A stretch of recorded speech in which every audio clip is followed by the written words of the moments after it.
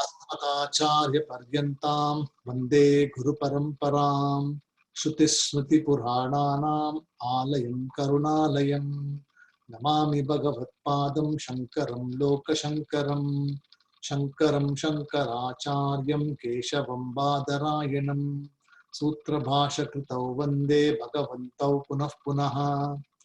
ओम सहना भवतु सहनौ भुनक्तु सह वीर्यं करवावहै तेजस्विनावधीतमस्तु मा विद्विषावहै।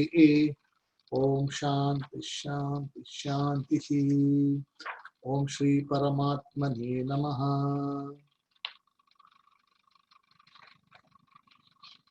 So in the previous class we saw how the person who knows the difference between the Purushaha and the Prakritihi. So Prakritihi is the matter and Purushaha is the one from whom everything comes into existence.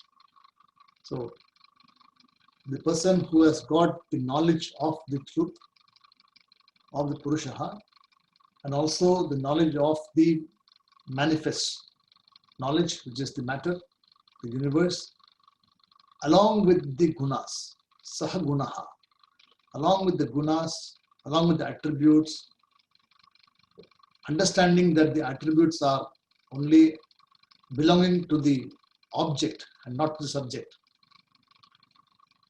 So in this way, when a person understands the reasoning behind it, such a person is able to make a clear judgment, is able to discern or use the Nitya Atma Anatma Vivekaha, or Nitya Anitya Vivekaha, you can call it as that. Applying that logic, one is able to arrive at the truth, and for such a person, there is no real birth in terms of cognitively, there is no real birth. So birth is only for the physical body, and the physical body is always subject to coming and going. So we saw in the previous class that such a person is na abhijayate, means the person does not come back again. He is gone for good, means he has attained Brahma Aikyam or one with Brahman. So this is what we saw in the last class. And here in verse number 24, which we are going to see today, we are going to see how this can be achieved. Now, having explained that Atma Jnanam is the only way for achieving moksha, or when you say achieving, it means that you are not going to achieve anything. You are just going to discover what is moksha, which is already there. So it is not something new you are going to find. See, many people who come to study Shastra, Vedanta, they always have an expectation that they are going to find something new, or they are going to discover something very unique, and it is going to make them something special. In fact, today's class I also told in the afternoon class that one has, the more you have special qualities, Shastram tells you to shed all the special qualities, because you cannot be the special person. So speciality belongs to the object. The Atma or the Purusha doesn't have any objects. It is not object oriented. It is pure subject.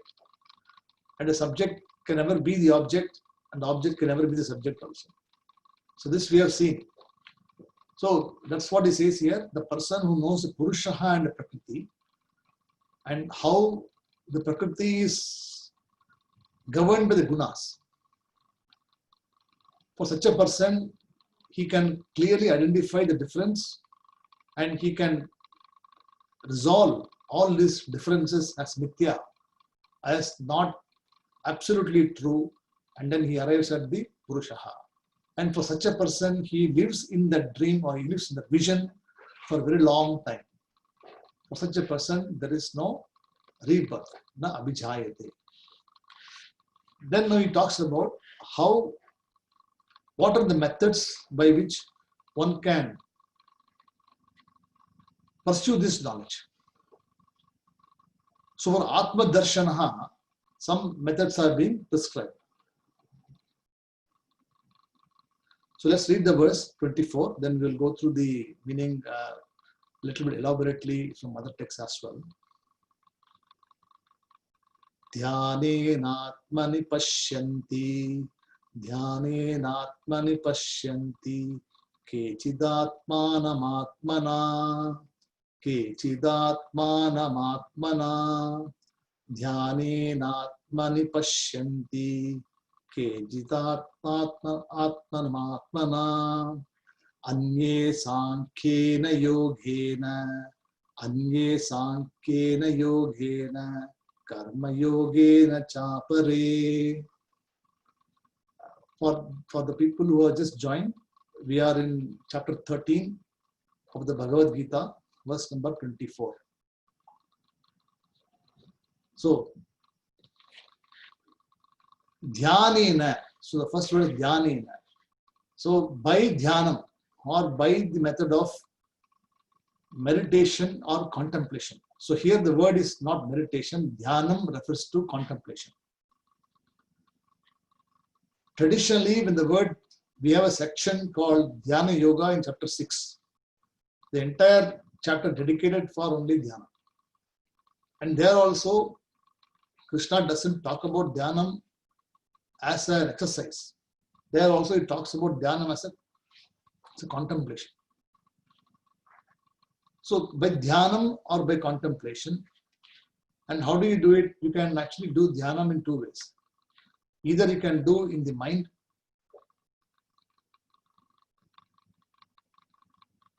by placing your attention on the truth in the mind. And some of the people also have different methods of dhyana.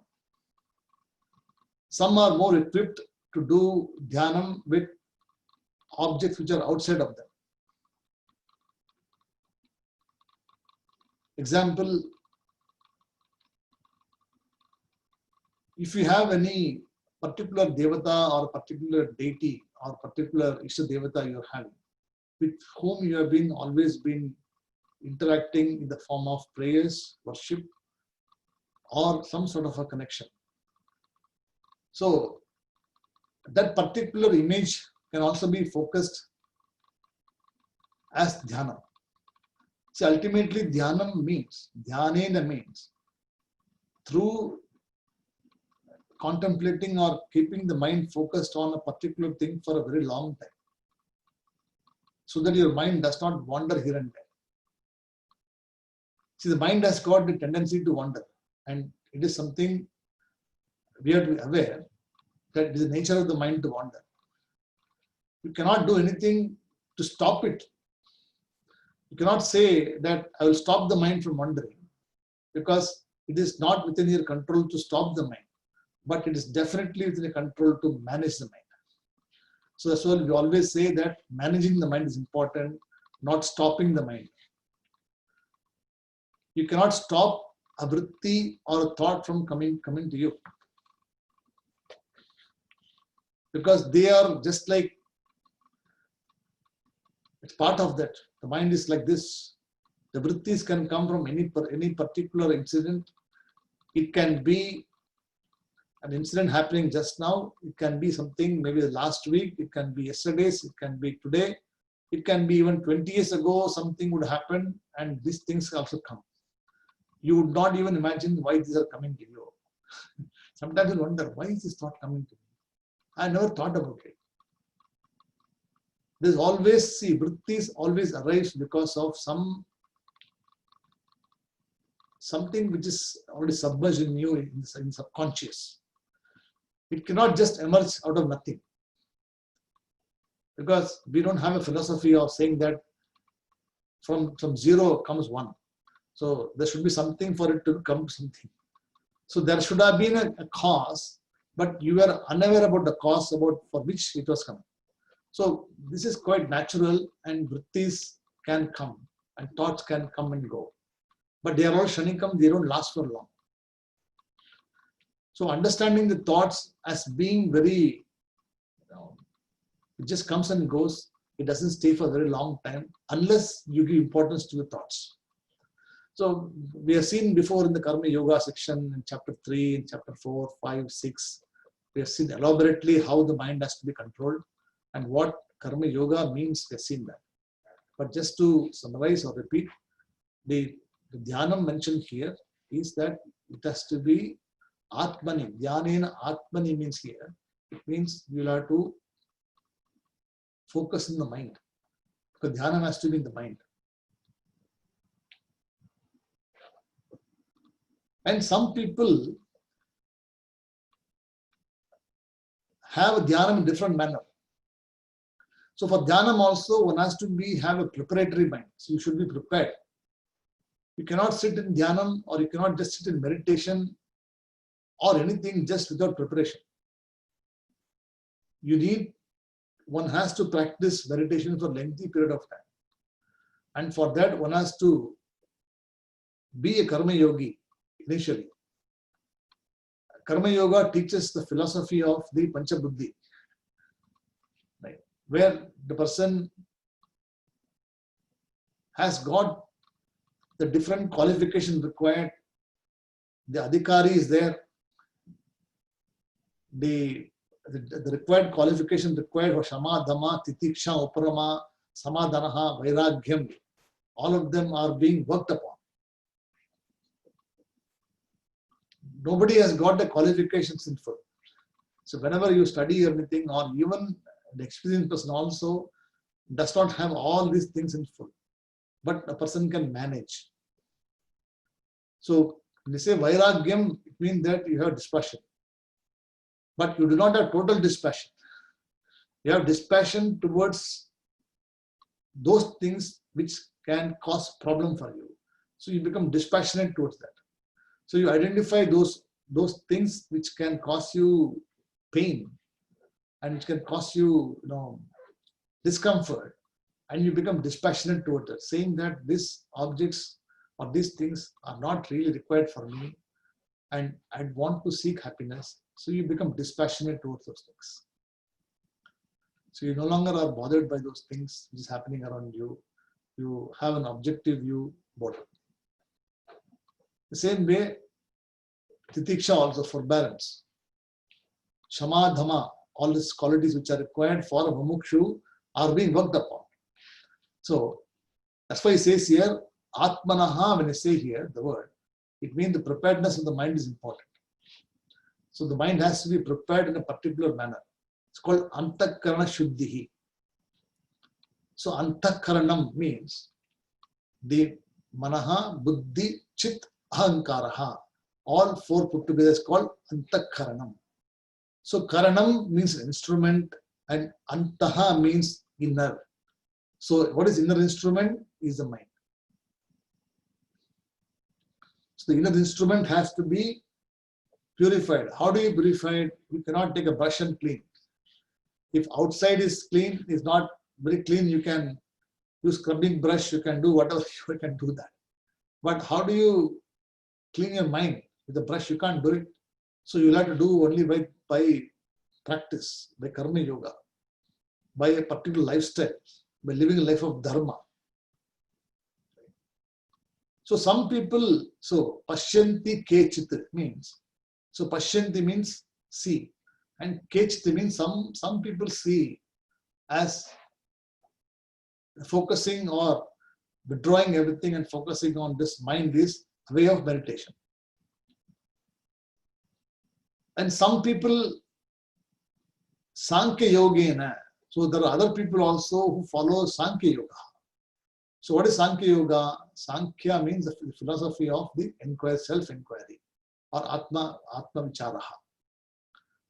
So Atma Vichara means by referring to the statements of the Upanishad, by contemplating on the meaning of the Upanishad or the Vedantic statements, understanding the meaning of Aham Brahmasmi, Prajnanam Brahma, all those things which Mahavakyams are there, and having understood the meaning from a teacher systematically over a period of time, from a person who is our Sampradayak teacher.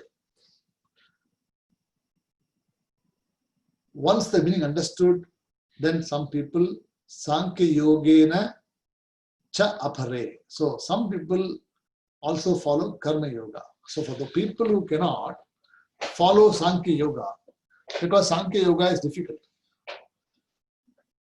So if you just say Aham Brahmasmi, and if I just say, you have to understand what is Aham Brahmasmi first. If you understand what is Aham first, what is Brahma, then Asmi has to be understood. So all the three words has to be understood correctly, the right perspective. Then only you can meditate on that particular word, particular meaning. So when you say Sankhya Yogena, it means it refers to the knowledge by inquiry or knowledge by the self-inquiry, Atma Vicharaha. And Karma Yogena, so Anye Sankhya Yogena, Karma Yogena cha apare. So cha apare should be called cha apare, means other methods.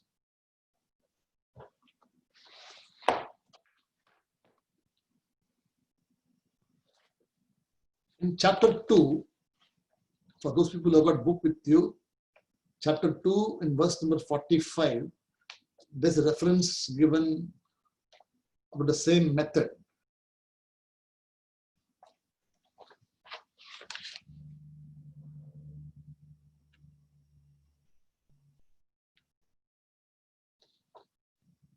See, Traigunya Vishaya Vedaha Nistraigunyo Bhavarjuna Nirdvandvo Nityavasto Niryoga Kshema Atmavan. Mean what? A person who is Traigunaha means all the three different gunas, Vishayaha, Vedaha, a person who knows. Right? And Nistraigunyo means the person who does not is interested in those kind of objects. So Nistraigunyo means what?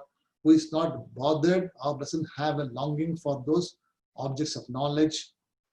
Bhavarjunaha, be that Arjuna. So be the person who is not interested in those kind of fleeting objects, which is of the nature of Guna Vishayaha. And how we should be Nirdvandvaha means Dvandvaha means the pair of opposites. Likes and dislike, pain and pleasure, heat and cold. Right? Sita Ushnaha, we saw this. So this is called Nirdvandvaha, means the person is free from Nirdvandvaha and Nityaha. So the one who is always contemplating on the truth. And Niryoga Kshema Atmavan. So always following the Yoga Kshemaha. And Niryogam means what? A person who is not pursuing Yoga Kshemaha. He is not interested in accumulating wealth, accumulating property, accumulating so many things. So Niryoga Kshemaha. Kshema means the security. And Yoga Kshemam, when you see the life insurance policy, Yoga Kshemam, Pahamyaham. So they give you what? They give you lifetime protection. You invest with this policy, we will take care of you and we will give you money at the end when you pass away. So when you pass away, what is the point of having the money with you? It is of no use to you. You keep paying premium for the entire lifetime. And then when the amount is about to go, somebody else will enjoy the benefit. So he says, don't be like Yoga Kshemaha, be Niryoga Kshemaha. And be Atmavan means, Atmavan, we say, is a person who has got control over the Atma or who knows who the Atma is. Like Dhanavan means a person who has got a lot of Dhan. Gunavan, a person who has got a lot of Guna. Gunavan. Say Atmavan. So you be the person. So you be the person who is Atmavan, who is Niryoga Kshemaha, who is Nirdvandvaha, Nityavastaha, and who is free from Nistrai Gunaha.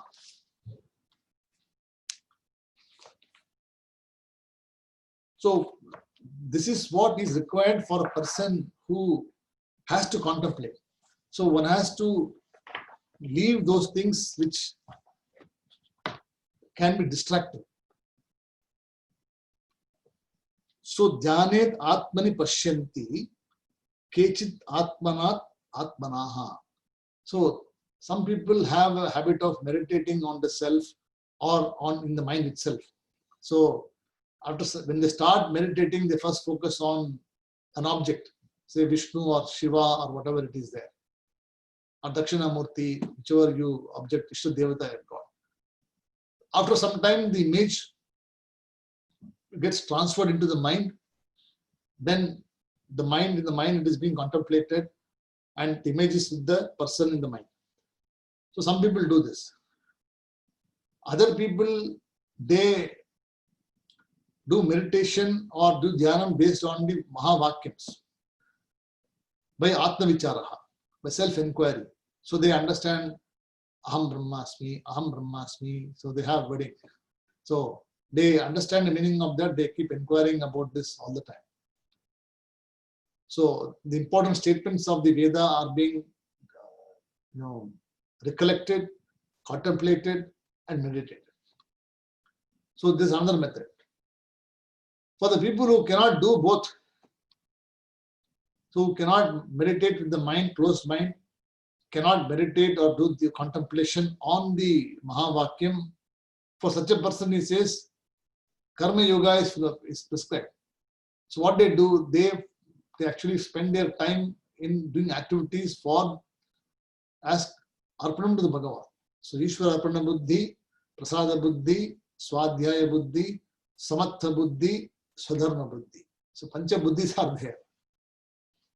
So such a person, they follow the lifestyle of Karma Yoga. So they because they know that they cannot focus their mind on so many things, they can't sit in meditation for a long time. So they say that this is easier for me. So I would rather do activity just normally, but I would actually surrender all my activities to Bhagavan. Because I am doing this for knowing what the Bhagavan is. I am doing this for knowing what moksha is. So this is the goal of the Karma Yogi. The Karma Yogi is not a jnani yet. He is a work in progress person. He may be 10%, he may be 20%, he may be 100% work in progress. It is possible. But when he comes close to the 100% stage, he can flip over immediately to jnana immediately. Because it doesn't take time for a Karma Yogi to become a jnani. It doesn't take time. But he must know what is Karma Yoga. So that's why he says here, Anye means other people, Sankhena Yogena. So Sankhya Yoga. Some people follow Sankhya Yoga and some people follow Karma Yoga Chapare. So here there are two methods have been described. So if you recollect sometime back in the Shiveka, we talked about Samadhi. I don't know how many people remember. So we talked about Savikalpa Samadhi and Nirvikalpa Samadhi. So there are totally 6 different types of Samadhi or contemplation described in the Shiveka. So Savikalpaha, when you say Vikalpam, when you say there is a distinction between subject and the object. So subject is different, object is different. Savishesham, Sagunam, Savikalpam, they are all same. So Savishesham Brahma means what? That Brahman or that consciousness which is conditioned by an attribute called Savishesham. So you'll have to recollect the class we had in the afternoon, Upadesha Sahasri class, Savishesham Brahma, Nirvishesham Brahma. So Savikalpa Samadhi also is Vikalpaha, means there is a distinction between subject and the object. So the subject being us is different, the object is different. The object is outside of us. So it will always be a different object Because even though the object is in the mind, it is still an object outside of us. So it's called Savikalpa Samadhi. Then Nirvikalpa Samadhi or Nirvikalpam is the one called Nirvishesham Brahma or Nirgunam Brahma. So Nirgunam, Nirvishesham, Nirvikalpam, they mean the same thing. So there are two different, broadly there are two types of categories.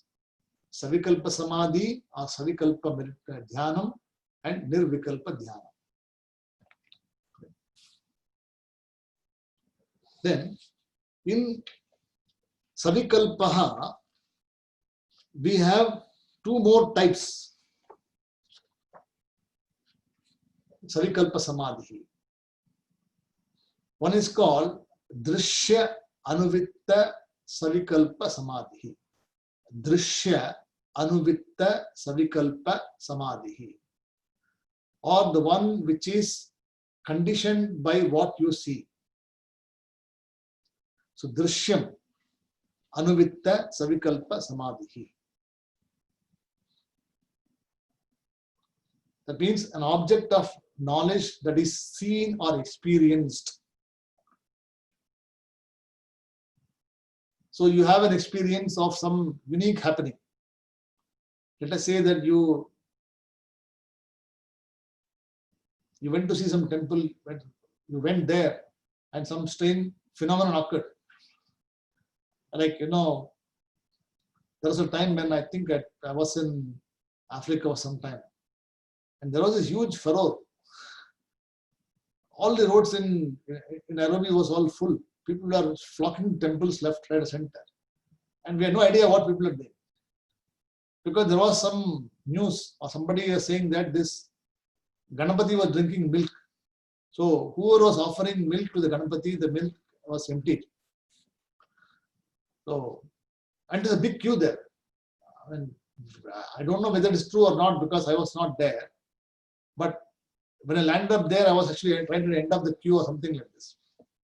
So for 2-3 days it continued.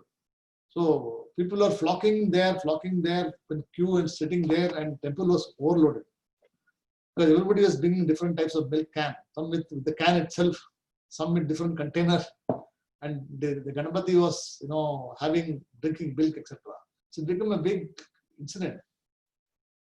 At that time, I was not a Vedanti. I was not studying this seriously in Vedanta. I was studying a little bit, but not that much. So I was also influenced, and when you see this, oh, there is something unique happening there. So when you go back, and if you're seeing that experience, or if you have been part of the experience, then what do? You contemplate, right? You meditate or you think about it. Oh, this Ganapati was drinking milk. So you just sit there and you contemplate on that particular happening. So it is an experience. So it's called Drishya. Drishya means that which is seen. So Drishya Savikalpa, Drishya Anuvitta Savikalpa Samadhi.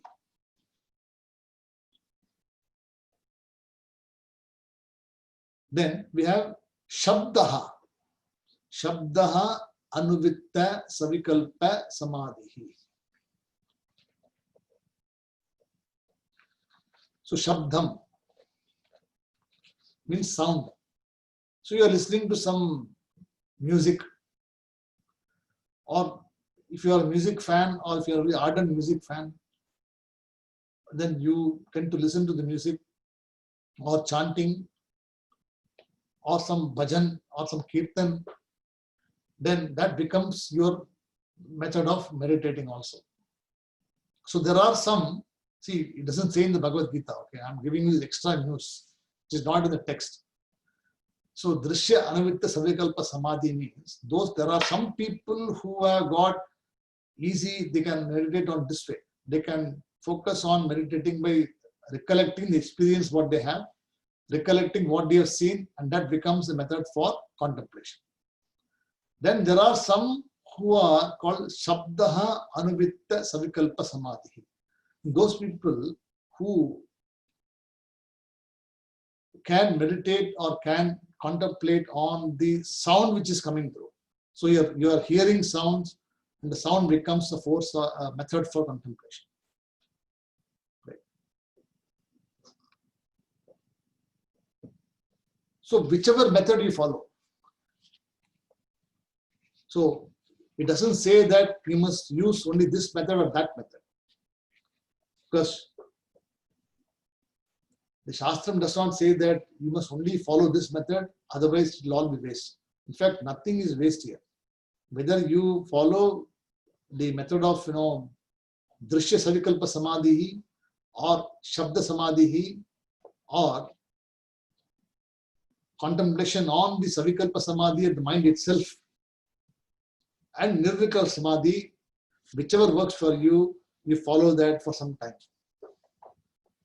Because the objective of the contemplation is to mainly for focusing the mind or bringing the mind into control and managing the mind. One of the foremost qualifications required for Vedanti or study Vedanta is you should be able to sit there for a lengthy period of time without getting distracted, without getting up, going out here and there. In fact, in the Arshavidya Gurukulam, when we teach Vedanta, we are told clearly, can you ask if the person can sit for 6 hours in a class? Because all the Gurukulam classes are about 6 to 7 hours a day, minimum. So there are at least 4 to 5 classes a day, minimum. Each class can be about 1.5 hours. So there will be grammar in the morning. There will be, some topic, afternoon there will be another topic. So there will be about 4 or 5 classes in a day. And it will be relentless. Atma, Brahman, consciousness, Pratyagatma, all these things we talked about. And the person has to be sitting there without moving anywhere because you can't get up and go also. But the teacher will watch you. See, in an online class, I cannot do anything because you are at your home. But in the physical class, when you go to Gurukulam, etc., you just cannot because the doors are closed. You cannot go out. You cannot say that I got to go to the toilet or bathroom or I need water, etc. You're supposed to bring everything in the class. So when you come to the class, you come prepared. So what it tries to tell you is that it is all about discipline. It's all about conditioning the mind. Whether you are able to focus. So whichever works for the meditator, the person should do. So that's what it says here. The Dhyana Yoga is Dhyane Atmani Pashyanti Kechit Atmanam Atmanaha. So some people follow Dhyana Yoga, some people follow other methods. What are they? Anya Sankhya. Some people follow Sankhya Yoga. Some people meditate on the statements of the Brahman, of the Mahavakyams. While some people who cannot do any of these things, who are restless people, who are always running around, what they just say, I'll do Karma Yoga. This is easy for me. I can't sit in meditation for even 1 hour. See, initially it is very difficult to sit in meditation. Because when you meditate, hundreds of things, the bell will ring, WhatsApp will come, social media will call, so many things will be there. Dog will bark. So because your ears are open, you are not shutting anything there. See, mind is processing information and sound is coming through. Breath is having, smell, everything is functioning, right? So people come and even a small, air which is coming through the small gap can make you feel a little bit colder, a little bit warmer. And then you got your breathing also, which is, so many things are there to control. And you are always worried about which one will give way first. Whether a breathing will give way first or somebody will ring a bell. So you're worried about all the other objects which are there. Then you got this extra thing to maintain that I have to focus on this object. So imagine how it is difficult to meditate. That is why Krishna always says that, even though he says Jnana Yoga is better, he always tries to say that you do Karma Yoga. See, Karma Yoga is method to do this. Because Karma Yogam will teach the person discipline. Karma Yogam will actually calm the mind to some extent. And eventually from Karma Yoga only you can go to Jnana Yoga. So Karma Yoga will actually pave the method, the path for that. Because Karma Yoga is not something like, doing action. It is a discipline. It's an attitude. So you're only bringing attitude into an action. Before that, you're doing action without an attitude. Now you're doing the same action with an attitude. So the attitude brings a change in the perception of the person. It brings a new vision, saying that, oh, this is what I should do to regain myself. So the person becomes much calmer, much relaxed. Because Ishvara Arpana Buddhi, when they say that I am surrendering everything to you, this activity is not mine. I surrender everything to you. And whatever comes, Prasada Buddhi, I accept it. So whether you like it or not, something you'll get, you like exactly what you want, you will actually like it. Something may not be exactly what you want, you will not accept it. So acceptance sometimes is better than fighting for it. Because we know that there are not everything you can get in this life exactly what we want. So managing the expectations is what Gita teaches you. So that's what it says here. Karma yogena cha apare. So Shravanam, Mananam and Nididhyasanam is recommended for a person who is a mumukshu. For a karma yogi who is supposed to be on the path of becoming a mumukshu or jigyasuhu, a person should always do Shravanam, listening to the teacher systematically for lengthy period of time. And Punashravanam, Shravanam, Punashravanam. So again listening and again listening the same thing will result in the knowledge getting stronger and stronger. You'll never forget after that. You don't need a textbook to talk. Looking at the verse, you will know how to unfold, you know how to talk about it, you know what it means, because knowledge is flowing like a river. There's no blockage anywhere. So that is called Shravanam will give you this.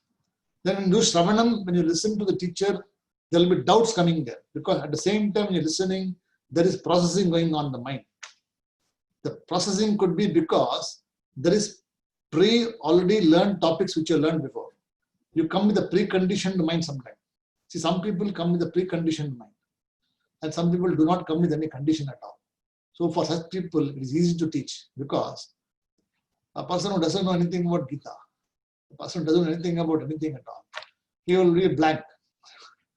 So for such a person, he will be taking everything from day one. Whereas if you have got pre-knowledge about it, then you try to analyze. So see, that person says like this person says like this. Maybe this is right, that is right. No, that is not right. So there's always some analysis going on in the mind. And you're not sure because which is correct. It is like, going to two doctors.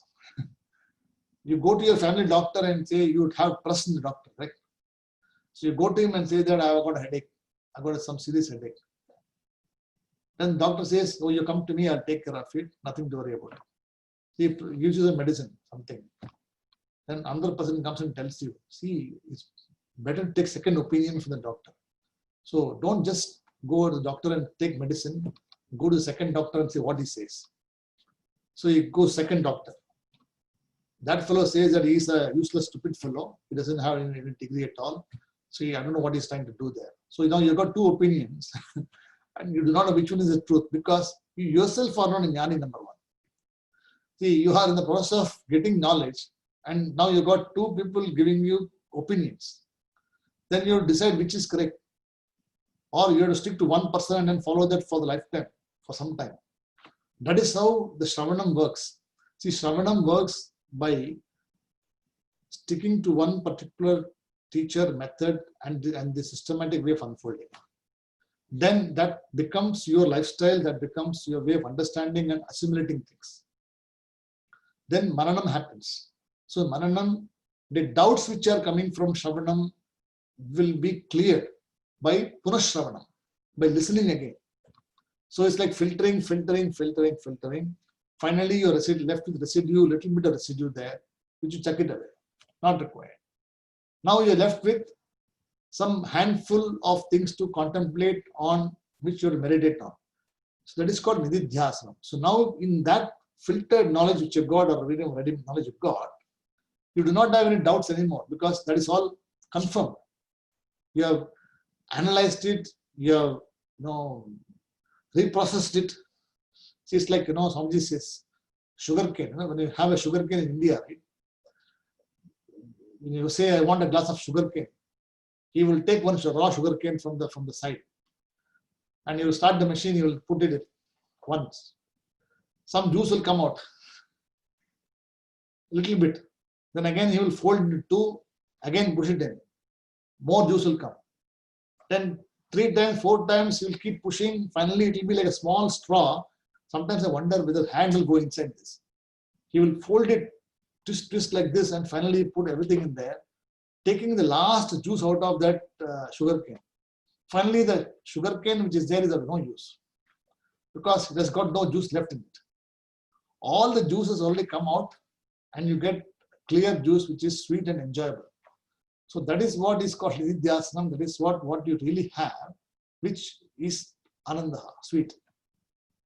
The process of churning that sugarcane into the sugarcane mill is the shravanam and mananam. So you keep on churning the information, and reprocessing it, and making sure that there is nothing left to clear. In nididhyasana, you cannot have a doubt. You cannot say, I think I have a small doubt. If you got doubt, go back to shravanam, go back to mananam, nididhyasana. So that is the method prescribed here to achieve Atma Jnanam, to achieve the particular knowledge. He says these are the methods which are prescribed. So Dhyanaha Atmani Pashyanti Kechit Atmanat Atmanaha Anye Sankyena Yogena Karma Yogena Cha Apare. Okay. Next we go to verse number 25. This is clear to you, method? Because I am trying to bring in some aspects from the other text, which is not described. He just mentions briefly here. So Savikalpa Samadhi is a big topic. The meditation is a big topic in Dirgdashiveka. Could you just lift out all the 6 methods? Because you gave only 2. Yes, all the 6 methods. So Savikalpa Samadhi, Nirvikalpa Samadhi, and then each should have 3 each, right? Yeah, Savikalpa Samadhi and Nirvikalpa Samadhi. You got Shabdaha, Drishyaha. Yeah. And then you got Manasaha also. Manasaha, okay. So 3. And again, the 3 can be internal and external. So these 3 can be internal sound and external also. So internally perceived object, externally perceived object, internally heard sound, externally heard sound, internally conceptualized, externally conceptualized. So depending upon the person's ability, depending upon the person's maturity, you can follow any of the methods. Right? And Nirvikalpaha has got only one method. There is no in Nirvikalpam, there is no Shabdaha, there is no nothing like this. Because Nirvikalpam doesn't have any attributes. So it is difficult for a person to go to Nirvikalpa Samadhi or meditating on that Brahman which has got no attributes. Because when you meditate on something, you'll always be watching about what to meditate on. And how to meditate is taught there. You can sit in a position, close your eyes, etc. But when you close your eyes, what you perceive first comes, number 1. If your perception is very strong, then that object comes to you as the meditating object.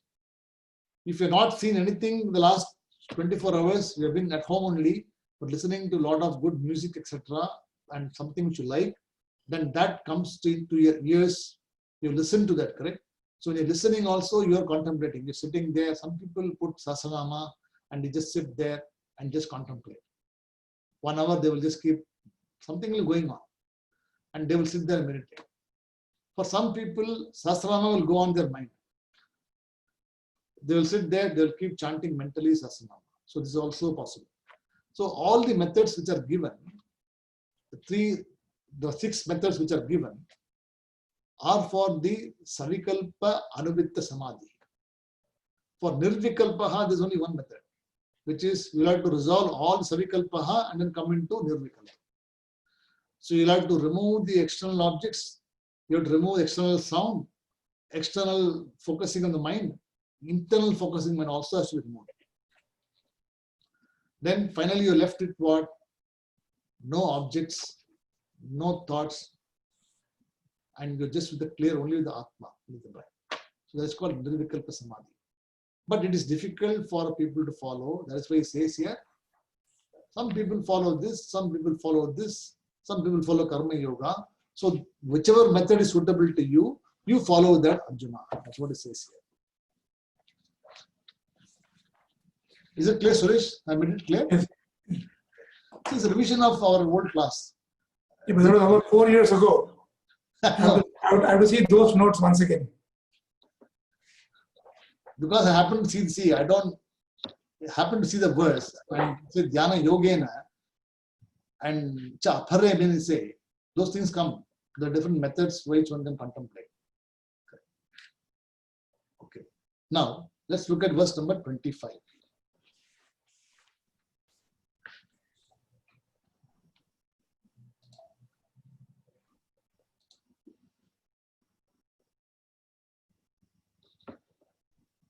So he says here, the people who have actually heard from somebody also is freed from this. It means what? Just by listening also. So if you just listen to this from other teachers or other people who have done before, and if you follow that commitment also, you are free. So let's look at this one. Anye tvevam ajanantaha, anye tvevam ajanantaha, shutvan ebhya upasate, shutvan ebhya upasate, anye tvevam ajanantaha, shutvan ebhya upasate, te api chatiran eva, che api chatitaran eva, Nityam Shruti Parayanaha. Nityam Shruti Parayanaha. So, Anye means others. So, Anye, Evam Ajanantaha means the people, there are a lot of people who do not know in this manner. So, Evam Ajanantaha. So, Janantaha means no. And Ajanantaha means not knowing. So there are people who do not know this particular method or this particular way of doing contemplation. Correct. So what do? So somebody will say, I can't read Bhagavad Gita, sir. I cannot come and attend all these classes. I don't have the time to do proper Shravanam and do Shastram study for 5 years. It's a 5-year course. If I tell you, many people disappear. Like I don't tell them there's a 5-year course or something like this, but it's a long-term course. So I just say long-term. It means what is a long-haul course? So it is not short, definitely. It is not suitable for someone who is who likes fast food. Just go to the fast food stall and they just say it's ready-made. You just give something and then you just enjoy. But if you go to the restaurant and say that I want to order something, then prepare for you, you wait for the food, then you enjoy. The same way here also, there's a lot of preparation required. And one has to be committed to wait. So he says here, Anyehe evam ajanantaha shutva means having listened. Shutva. And from whom? Anyebhya means from other people. So having listened from other people also. So other people means what? Not somebody. It is always from a teacher only. You must have listened from a teacher. So by listening, smarana matreva. So in the Sasama class also we saw Yasya Smarana Matreva Janma Samsara Bandhana. So what is that by which, what's Smaranam one person does, by which Janma Samsara Bandhana Vimuchyate Namastasmai Vishtave Prabha Vishtave. So there also the same concept. In Vichu Sahasranam also the same thing is said. Who should be remembered, how should be remembered, when should be remembered, in what way should be remembered, and how he should be praised, who should be praised. Same concepts are being talked about there also. There is Saguna Brahma Upasana. There it's all Saguna. So here also when you say I'm listening to somebody or some teacher, it is still listening, Shravana. So Shravanam is emphasized in the Vedanta. So you must never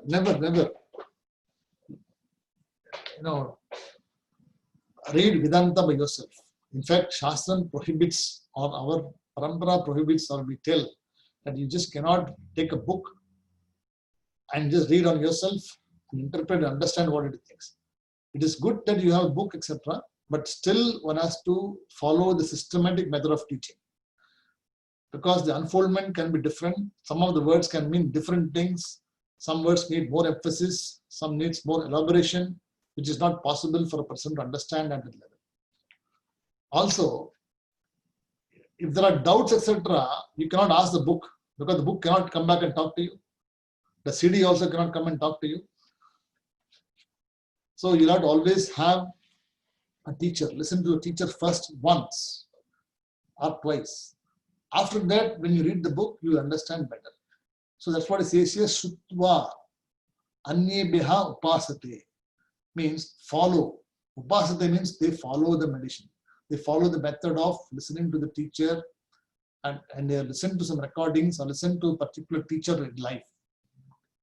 Or they are following the particular method. Systematically they are following. So te api cha, those people also, te api, tarantyaiva means what, they also cross. Tarantihi means they cross. And what do they cross? Mrityu. So they also cross. So see how easy it makes. He says those people who cannot do this great tapas of doing all these things, if they are part of a satsang, if they may not understand what is being said. Let us say that whatever I am telling, you understand everything in full, or you don't understand anything at all, or you understand part of it. Correct? So there are always this set of people always there. In any group it will be there. There will be one will be very, very sharp and you will take it further. There will be some who will be starting to go slowly and get stuck, and again they will practice again. So they will progress. They will take a longer time to progress. Some will be just be there and they'll be starting. So if you have a ladder to climb, some will be climbing very fast. The ladder. If you look behind, somebody is actually in the middle of the ladder, and there's somebody who has just started. They are trying to climb. They cannot climb. So all people are there, but they are all in the journey. So they are all in the same. The parampara, the method of teaching, etc., they're listening. So what he says here is that even if you do not achieve 100% of what you're getting, by being satsanga, by being part of the group, or by listening to this teacher like this, you also can get over this mrityu. So this is the concession Bhagavan is giving. He says, I understand everybody can't do this, but at least listen. At least be part of the group. We belong to the group and we listen systematically. So, Mrityuhu Shruti Parayanaha. So those who are committed. So, Shrutim Parayana means those who are committed to the Shastram, from those people who listen. So, he gives a concession here, which is not given in any other text. So, Bhagavad Gita, Krishna is very lenient. If you cannot do this, do this. If you cannot do that, also you do this.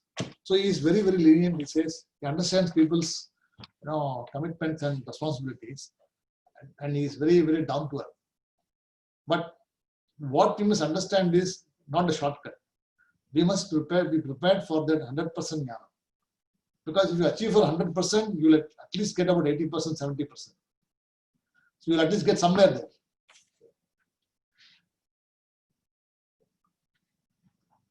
Is it clear to you? Is it clear? Have you got any question from today's class? Because I'm mindful that we have people from New Zealand who are already about 11 o'clock. So I do not want to extend the class beyond 1 hour. Have you got any questions from today's class? Anyone? Radhaji or Hemaji? Anyone? Yeah, clear, sir. All clear? Thank you, Ji. Thank you. Okay. Gopalji, you're okay? Okay. Peterji, you're okay?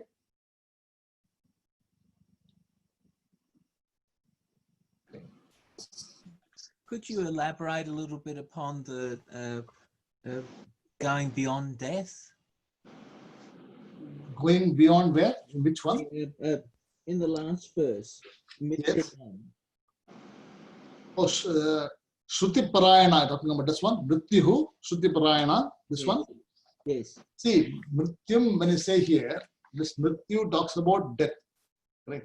So, death is for the physical body. Right?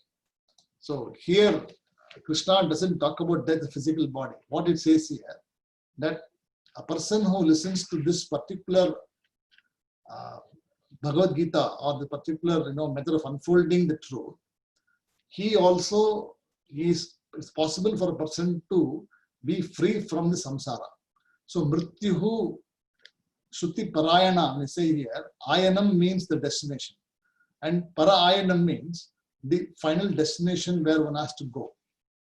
And what is the final destination? The final destination is for the one to be one with the Bhagavan, or to know the self of one's own true nature.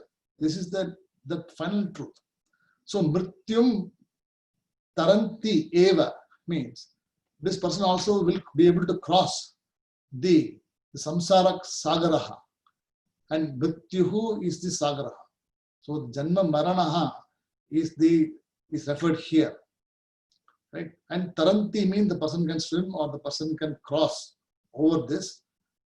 The entire Mrityu concept or the death concept at all. The fear of death also will not be there for the person, because the death is only for the physical body. It is not for the Atma. The Atma doesn't have any fear called death. It doesn't have anything called anything like this. So, by repeated listening to this whole, Bhagavad Gita, by being part of satsang, one may not be able to understand 100% what it says here. But by repeated listening, some of the aspects will get into this slowly. And this concept or this particular understanding is what will free the person also. See, what it tells Peterji, it gives the importance of Shravanam. It stresses the importance of Shravanam for the person who is not even, willing to put 100% time for Maranam Nididhyasa. So just by Shravanam, just listening itself will be able for a person to a long period of time will be able to free him from this samsara sagaraha or the fear of death. That is what is mentioned here. Thank you. Okay.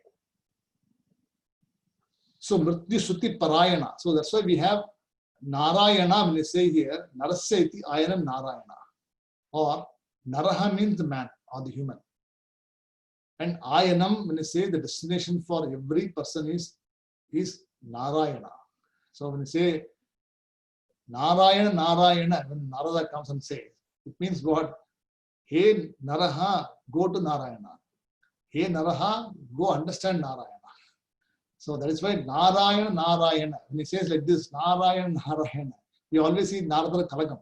When he says here, what do we say? We don't understand what Narayana means. We know that he has come. Because Narada has come, we know. For what? Shaking something or stirring something. But what he does is, he stirs up the Bhakti Bhavaha and is saying that Narayana, Narayana. So he doesn't say anything else. Because this is what every human being should do, that attain Narayana. Go to Narayana. So here also, in this Shruti Parayana, we say, by listening to Shruti itself, Mrityu Parayana. So you actually be free from all Mrityu also. Parayana. So you become one with the Bhagavan, become one with the Lord. You are free from Mrityu. That's what it says here. So Mrityu is just a condition. It's only a mental condition. Fear is a mental condition. And everybody has got it. Even a Jnani also has got fear of the death. So don't think that when somebody has got heart attack, Jnani will say that I don't have a heart attack. Heart pains. Headache will be there because it is a condition which you cannot avoid. But what the Jnani, the wise person, understands that this is a condition of the physical body. I do not have a choice in doing anything. This is my prarabdha karma. I have to go through this. If I got a headache, I have to go through this because it is a condition ordained by the prarabdha karma. So he no longer associates that particular phenomenon. He is not worried about it anymore. He just continues to pursue what he wants to do. Whereas if a person doesn't have the jnanam about what prarabdha karma is, he will be worried about death. Oh my God, what happened to me? Because he doesn't know that it is already ordained. When the physical body is given to you, you are already conditioned with some preconditioned, already things are there. You do not have a choice over it at all. You do not have a choice, you just have to go through that. But you certainly have a choice of not accruing more of this and living a cleaner life. That's a different topic. So prarabdha karma, agami karma, sanchita karma, etc. we have already seen before. But here what it says, by listening to this, by listening to being satsang or by just shravanam, listening, a person, it is possible for a person to be free from samsara. Because what we are talking about is Atma Tattvam or Brahma Tattvam. It is not some history or something like this. So there is always unfoldment given for the Jivan Muktaha, that this is what you should do. This is what you are. So all of them are being explained. So by listening continuously for many years, many etc., one's mind get conditioned automatically to that. Some of them will be with the person permanently, even though he may not have completed the entire course. Correct? That's what it means here. So the concession is given for promoting Shravanam. Say that, okay, you please come and listen to this satsang or be part of satsang. You will be better off than what you are now. That's what is Krishna promoting here. Okay. So we will continue this next class. And I'll see some of you on Wednesday, which is our fundamentals class for Bhajagomindam at 8 o'clock. Om Purnamadah Purnamidam Purnat Purnamudachyate Purnasya Purnamadhaya Purnameva Vasishyate. Om Shanti Shanti Shanti. Harihi Om Tatsat Shri Gurubhyo Namaha. Harihi Om. Namaste and Shubhratri to all of you. Thank you, sir.